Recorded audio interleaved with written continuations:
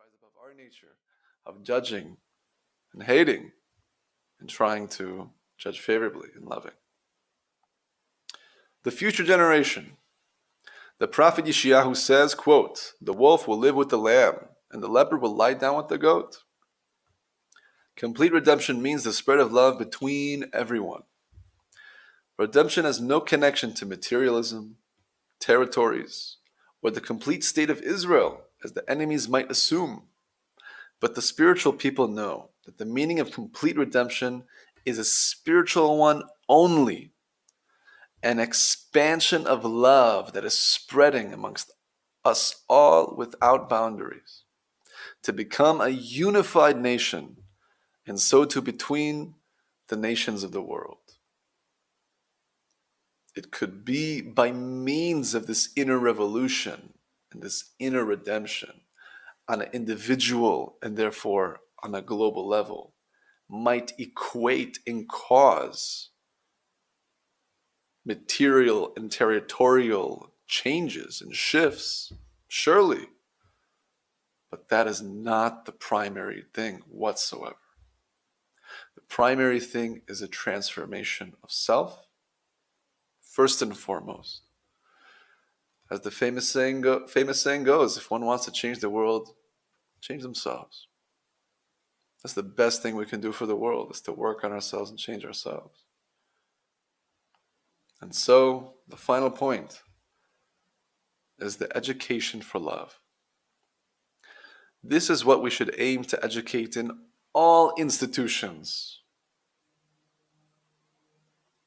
without exception. Spiritual education, the education of love. This education helps us slowly acknowledge our selfish nature and know, in essence, it's a godly spiritual one that is full of love, similar to the ultimate being who's good and benevolent, Tov u'meitiv, filling the entire universe with his quality, being love and goodness and giving. We are a reflection of this quality, as he is the root and we are the branches. Therefore, we need to live in resemblance to it, similarity of form. We're aiming for dveikut. The purpose of our life is to have dveikut, adhesion with the Creator, meaning just as he is merciful, so too we must be merciful. Just as he is loving and giving, so too we must be. Let it reflect our actions, speech, thoughts, and desires. These qualities must be expressed in all formats. We need to learn about the godly soul and how to implement it in our daily lives and practice.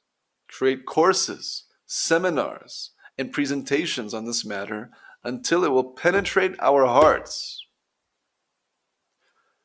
It is our duty to alter the existing society we have in Israel to a society that's built on love, where there is no need for police, jails, armies, etc. Furthermore, the electoral system and governance are also due for change. This is the meaning of Geula, redemption. Redemption is a revolution, and the revolution that is most necessary is a change in education. There's a reason why there is these shining examples in third world countries of teens teaching themselves engineering, programming, or the like, and innovating something to help thousands, perhaps in some cases up to this day, millions of people by means of their education. How much more so if an individual in that condition can teach themselves a science in order to benefit their society? How much more so the Israeli nation, the Jewish people, and all of humanity involving themselves in the learning of the soul, in learning love at the deepest level. How much change would that make? How would that help us come to unity? Just going to check out the comments here. Interesting comments by Wesley. Thank you, Wesley, for tuning in. You are very much loved. Wishing you only goodness. And may you and your family be blessed. And shalom to Tzila. Thanks for tuning in as always. And interesting point for Wesley. Just like it's a great point I'd like to bring up to those who have any types of challenges from that neck of the woods, is that today, if I'm not mistaken, there's 150,000 different translations of the Torah by means of Christianity, in contrast to the one and only Hebrew, an original Torah. I think if one really sits and meditates on that alone, they can contemplate the authenticity and roots of the teachings that spring forth from a tradition that has not ceased since the giving of the Torah, and contrasts to an endless myriad of beliefs and teachings that seem to be far from its roots. As in essence, the way Rav Kuksitzal expresses that many systems of faith in the world are expressions of a hate of laws. But as we described, given that the Torah and the mitzvot are an exacting system of laws to benefit us to come to the state of loving and giving to the other, so too we abide by the original objective system provided by the Creator, and not by those that veer and deny such laws and means to come to the ultimate levels. Yes, Tzila, the relation of love and peace. Shalom in Hebrew is also an expression of perfection.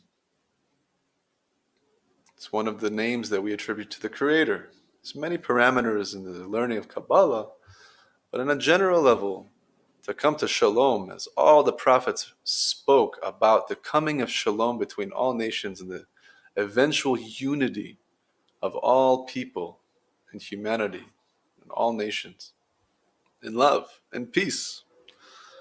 So I think if we have a authentic expression of love, and that's also an expression of not only inner peace, but peace between the parties, one to the other, a condition of global peace between each other and the nations. And I think they are intimately connected, as the ultimate level of love that we're aiming to reach is also a level of perfection, shleimut, which is compared and related to shalom, to peace. I hope that provides some perspective. Perhaps there's much more to say, but if you have more questions, want to get deeper, you can always email me. Email is at the bottom of the description, adampolanovsky@gmail.com. For anyone that's been tuning in, please feel free to connect. Happy to answer any questions, continue the dialogue, maybe set up some learning somehow, some way. Anything is possible. So may we all reach B'ezrat Hashem, Ahava, and Shalom within ourselves, first and foremost, so we can express that and give that to the other. And that we can reach this revolution that is so necessary for the world. And then integrate these inner learnings for all. And reach Geula speedily and soon. All the best with love. Take care.